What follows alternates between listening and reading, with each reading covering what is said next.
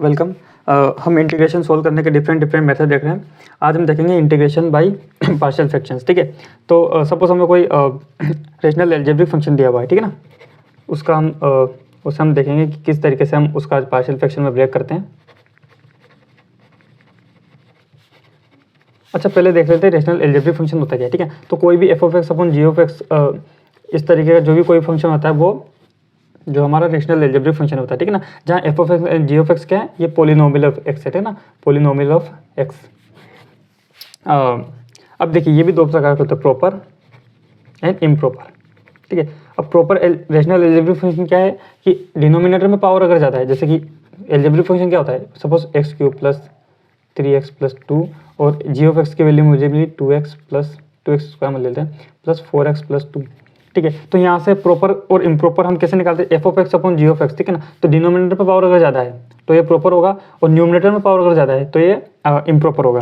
ठीक है, तो यहाँ एफ ऑफ एक्स अगर जी ऑफ एक्स लिखा दूँ मैं, ये एफ ऑफ एक्स है सपोज और ये जी ऑफ एक्स है। ठीक है ना, तो f of x g of x हमें क्या मिलेगा, ऊपर देखिए डिनोमिनेटर पर पावर ज़्यादा है, सॉरी न्यूमिनेटर में पावर ज़्यादा है, तो ये क्या हो गया, इम्प्रॉपर हो गया। वहीं अगर मैं जी ऑफ एक्स अपन एफ ऑफ एक्स की बात करूँ तो फिर तो ये प्रॉपर हो जाएगा ना, क्योंकि जी ऑफ एक्स हमारा क्या है, 2 पावर है और न्यूमिनेटर में 2 पावर हो जाएगी और डिनोमिनेटर में फिर 3 पावर हो जाएगी, तो ये क्या हो जाएगा, प्रॉपर। देखिए इम्प्रॉपर और प्रॉपर हम इसलिए बोलते हैं क्योंकि अगर इम्प्रॉपर है तो हम उसे और फर्दर डिवाइड कर सकते हैं, जैसे कि एफ ऑफ एक्स में जी ऑफ एक्स। ठीक है, तो इस वाले फंक्शन का मैं जी ऑफ एक्स में भाग दे सकता हूँ ना, क्योंकि यहाँ तो 2 पावर है और यहाँ 3 पावर है, तो कम से कम मैं एक बार एक्स से मल्टीप्लाई करके इस टर्म को तो ला ही सकता हूँ। तो हम इस वाले फंक्शन को फर्दर जो भाग देकर प्रॉपर में चेंज कर सकते हैं। ठीक है, तो जब भी हमें कोई प्रॉपर अलजेब्रिक फंक्शन मिलेगा, अब उसे हम किस तरीके से सोल्व करेंगे पार्शियल फ्रैक्शन में, ये देखते हैं।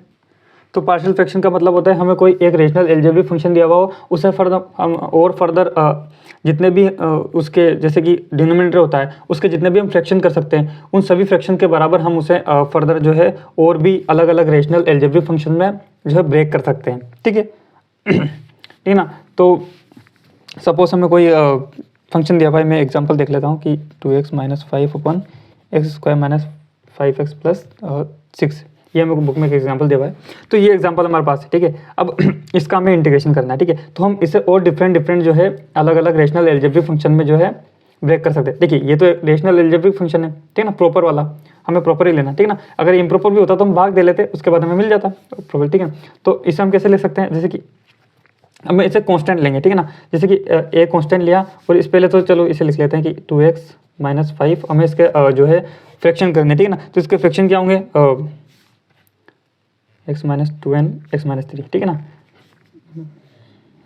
तो ये जो हमें फ्रैक्शन दिए हुए हैं, ये तो हमने यही लिखा है। अब इसे हम क्या लिख सकते हैं, इस वाली टर्म को अलग अलग जितने भी हमें नीचे ध्यान रखना है कि जितने भी इस वाली टर्म का जितने भी हमने फ्रैक्शन किए हैं उन सभी फ्रैक्शन के बराबर हमें अलग अलग रेशनल अलजेब्रिक फंक्शन बनाना है। कैसे, ऊपर तो हमें कांस्टेंट ले लेना है, ठीक है ना। ये तो पहला वाला मेथड देख रहे हैं हम, जब हमें इनकी पावर 1 दी हुई हो, जितने भी हमें ये मिले ना ये जो फ्रैक्शन है इनमें देखिए x की पावर 1 है, तब ये मेथड लगा रहे हैं हम, ठीक है ना। अगर 2 होगी या 1 से ज़्यादा हो गई, ऊपर अगर पावर ज़्यादा होगी या इनका अगर ये कोई, और जब रिपीटेशन भी नहीं हो रहा हो, जैसे कि x माइनस 2 एक ही बार हमारे पास है, x माइनस 3 एक ही बार है ना।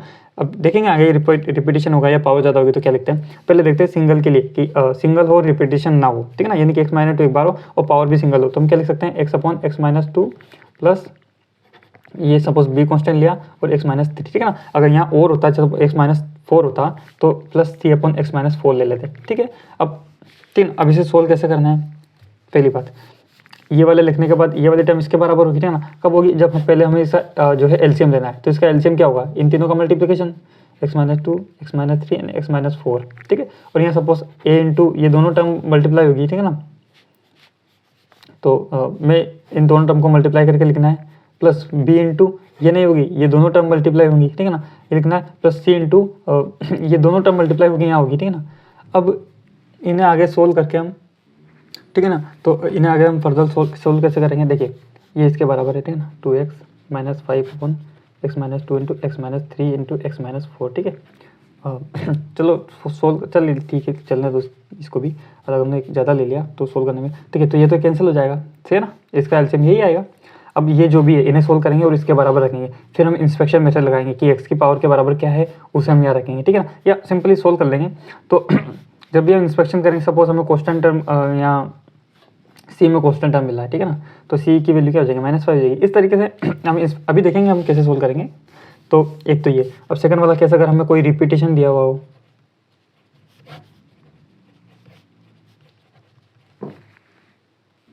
तो इस तरीके से ये वाला जो है हमारा फ्रैक्शन, इधर में ये वाला पार्ट जो है 2 बार दिया हुआ है। तो इस तरीके से पार्ट को सोल्व करने के लिए हम क्या करते हैं कि सबसे पहले तो वही मानना है हमें, ठीक है ना, ए अपॉन ये देखिए x-2 एक बार तो इसे मानना है, ठीक है, प्लस दूसरी बार हमें क्या करना है कि इस वाले को ठीक है ना, पूरे को स्क्वायर सहित मानना है, जैसे कि यहाँ का x-2 का होल स्क्वायर, ठीक है। देखिए इसे तो हम ले ही रहे हैं, लेकिन इस पर सिंगल वाले को भी लेना है, ये बात इंपॉर्टेंट है, ठीक है ना, दोनों को लेना है, ठीक है ना। ऐसा नहीं है कि सिर्फ इसको लेना है -2 पावर वाली को, सॉरी 2 पावर वाली को, हमें इसे भी लेना है सिंगल पावर वाली को, ठीक है ना। प्लस ये तो सिंगल ही है, तो इसके लिए तो वही रूल c अपॉन x-3। अब इसका जब हम एलसीएम लेंगे तो हमें क्या मिलेगा, ये मिलेगा x-2 का होल स्क्वायर इंटू x-3, ठीक है ना। तो वाली टर्म कैंसिल हो जाएगी और यहाँ a प्लस बी इसके मल्टीप्लाई में जो भी है प्लस सी, उन्हें सोल्व करेंगे और इंस्पेक्शन करेंगे कि x की पावर अगर 1 है, ठीक है ना, तो ax की वैल्यू क्या होगी, यहाँ से 2 हो जाएगी, ठीक है ना। कुछ भी अभी देखेंगे हम सोल्व करेंगे तो।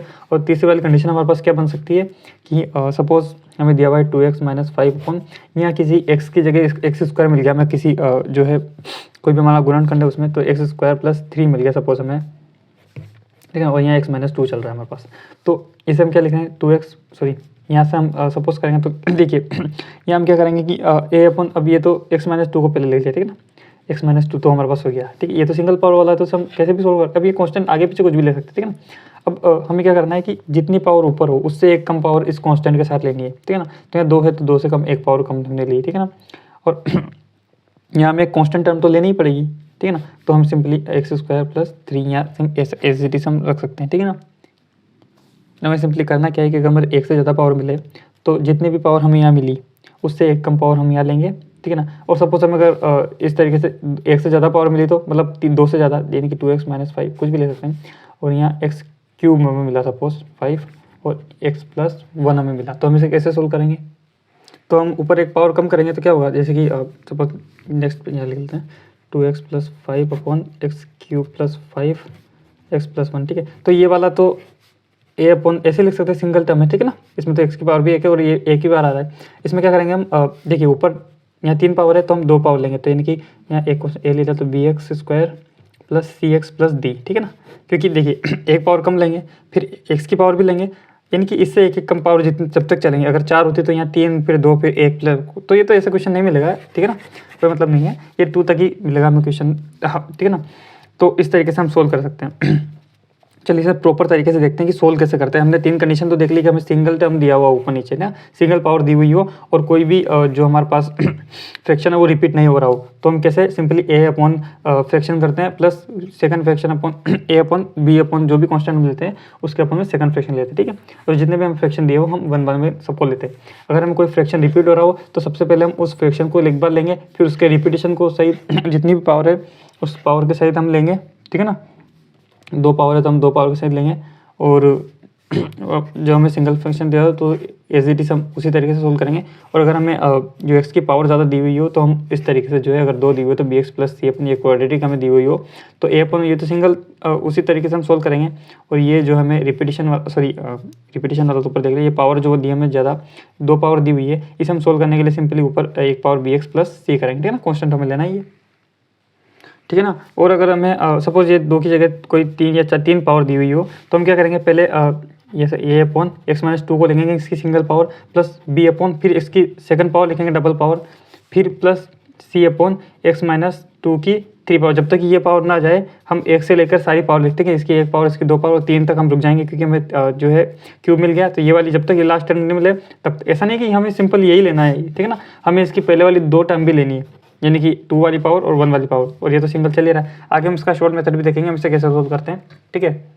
सपोज हमें ये कोई एग्जांपल दिया हुआ है तो इसे सोल्व करने के लिए हम क्या करेंगे, देखिए दोनों जो हमारे पास सिंगल टर्म्स है और दोनों में x की पावर 1 है तो हम इसे क्या लिख सकते हैं, a अपॉन x + 2 और b अपॉन x - 1। इसे हम पार्शियल फ्रैक्शन में जो है पार्शियल फ्रैक्शन में बदल सकते हैं। अब इसे सोल्व कैसे करेंगे हम, a, ठीक है ना, इसका एलसीएम ले रहा हूँ मैं, x - 1 प्लस b x, अभी शॉर्ट मेथड भी देखेंगे इसका क्या होता है। और यहाँ क्या बचेगा, x + 2 × x - 1 और इक्वल हमारा चल रहा है 2x + 5 upon x plus 2x minus 1, ठीक है।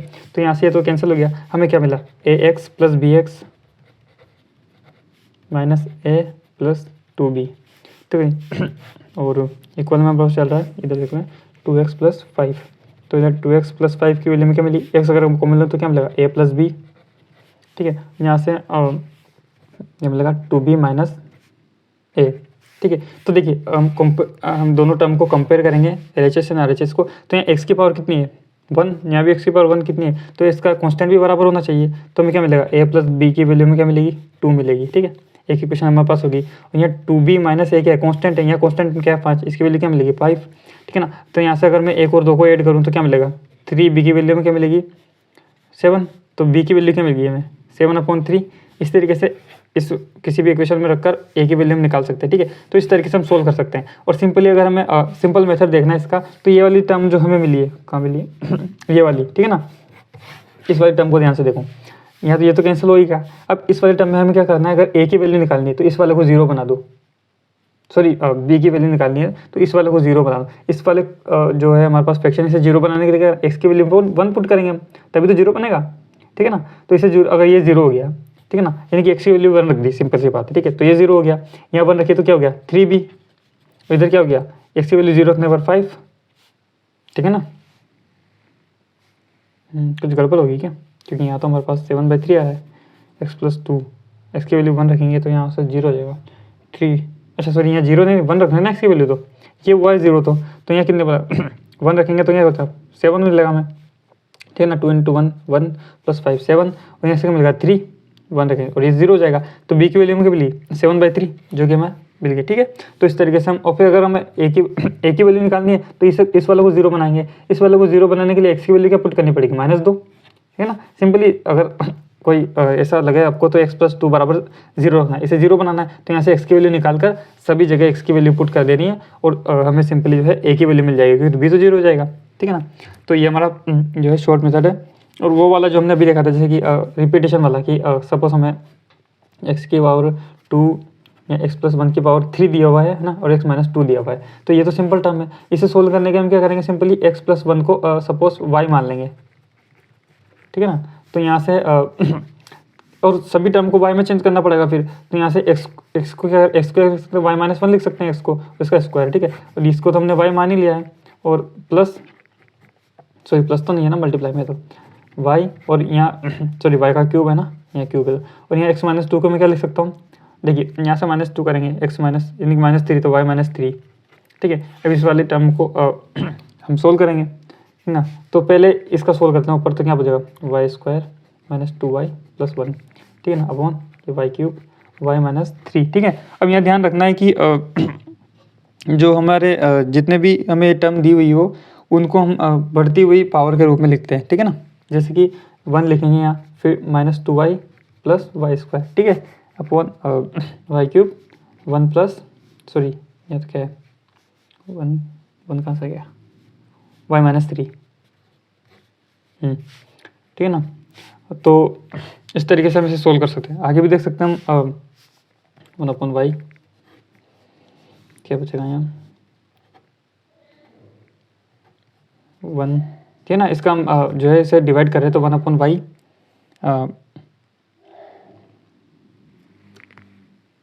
1/y³ को हम कॉमन लेंगे, ठीक है ना।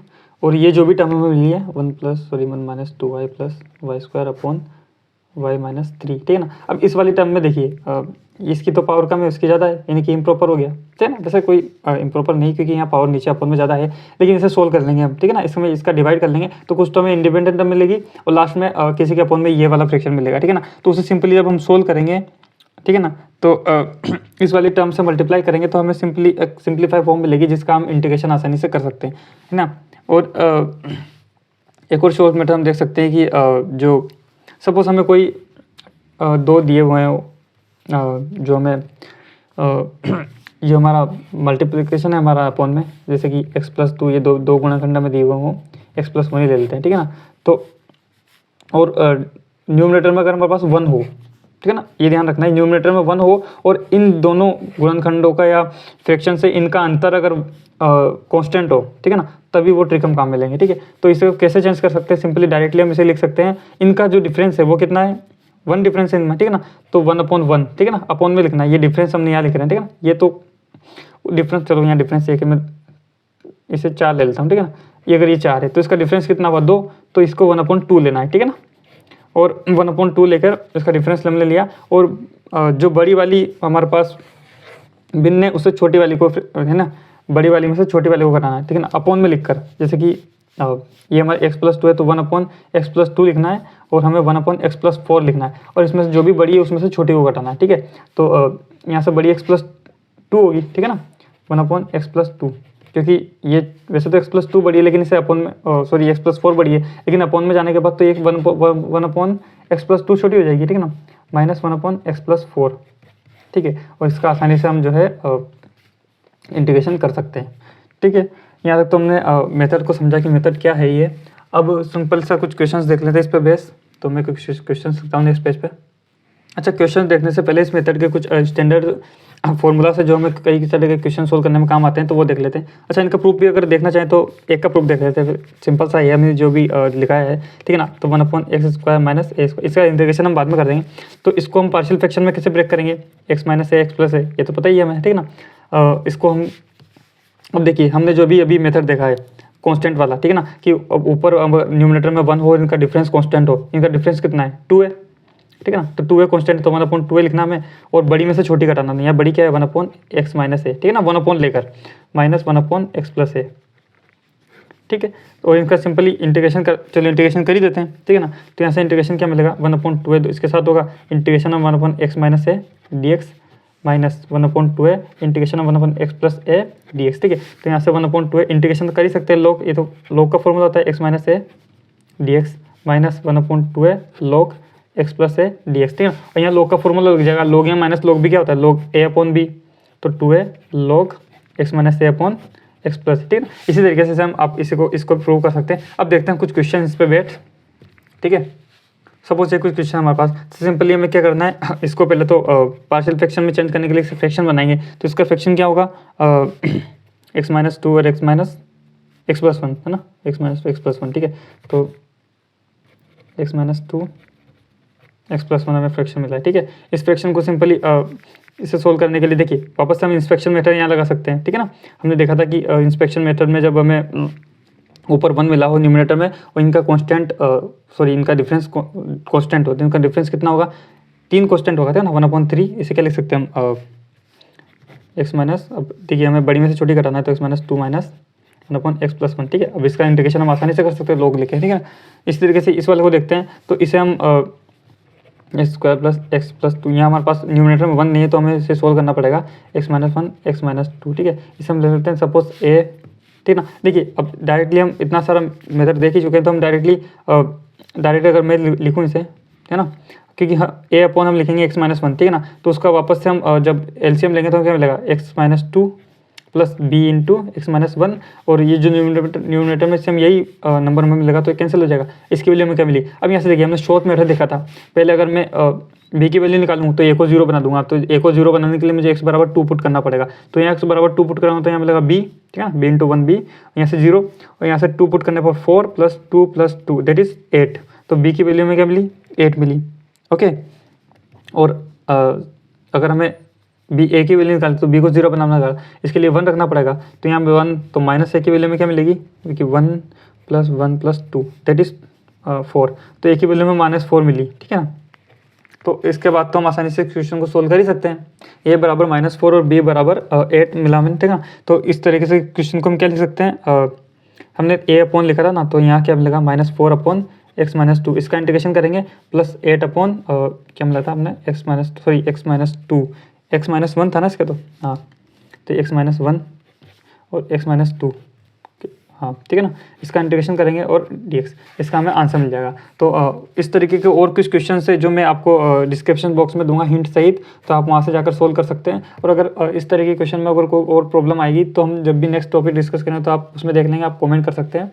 तब तक के लिए थैंक यू। और गूगल ड्राइव का लिंक मैंने, PDF का लिंक, इस जो क्वेश्चन है और सारे, तो उसमें कुछ हिंट के साथ मैं क्वेश्चन प्रोवाइड कर दूंगा। गूगल ड्राइव का लिंक मैंने डिस्क्रिप्शन बॉक्स में दिया है, तो आप वहाँ से जाकर उस क्वेश्चन को सोल्व कर सकते हैं।